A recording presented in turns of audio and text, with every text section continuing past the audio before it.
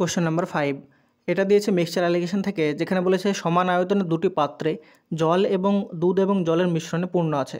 প্রথম পাত্রে দুধ এবং জলের যে অনুপাত সেটা দেওয়া আছে 3:11, দ্বিতীয় পাত্রের অনুপাতটা দেওয়া আছে 9:11।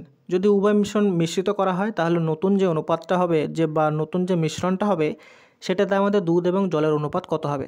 তো প্রথম যে পাত্র সেটাতে আমাদের দুধ এবং জলের যদি অনুপাতটা বার করি তাহলে কত হবে, এটা হবে 3/14, আর এখানে জলের অনুপাতটা হবে 11/14। দ্বিতীয় পাত্রের ক্ষেত্রে দুধের অনুপাতটা আমাদের 9/20 এবং জলের যে অনুপাত সেটা হবে 11/20। তো এইটা হলো আমাদের অনুপাতটা।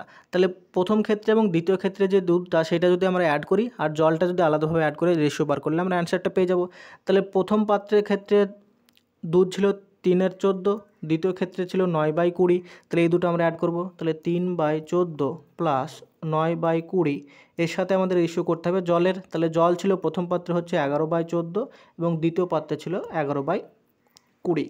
তাহলে এখানে প্লাস 11/20। এবার এই দুটো রেশিওটা বার করলে আমরা দুধ এবং জলের যে নতুন পাত্রের যে রেশিও সেটা আমরা পেয়ে যাব।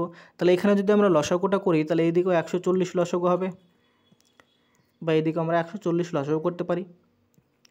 তারপরে দেখো এটা যদি মাল্টিপ্লাই করি তাহলে এখানে 10 হবে, তার মানে হচ্ছে 30 প্লাস এইটা হবে 7 9 63, তাহলে 63, আর এখানে হবে কত 110 প্লাস 77। তাহলে উভয় দিকে 140 140 যদি কাটি তাহলে এখানে পাবো 30, আর 63 যদি অ্যাড করি তাহলে এখানে পাবো আমরা 93 প্রথম অনুপাত, এবং দ্বিতীয় অনুপাত যেটা পাবো সেটা হচ্ছে 187 187। তাহলে এখানে আমাদের এটা হচ্ছে নতুন পাত্রে দুধ এবং জলের অনুপাত। তাহলে এখানে অপশান নাম্বার এ হয়ে যাবে সঠিক উত্তর।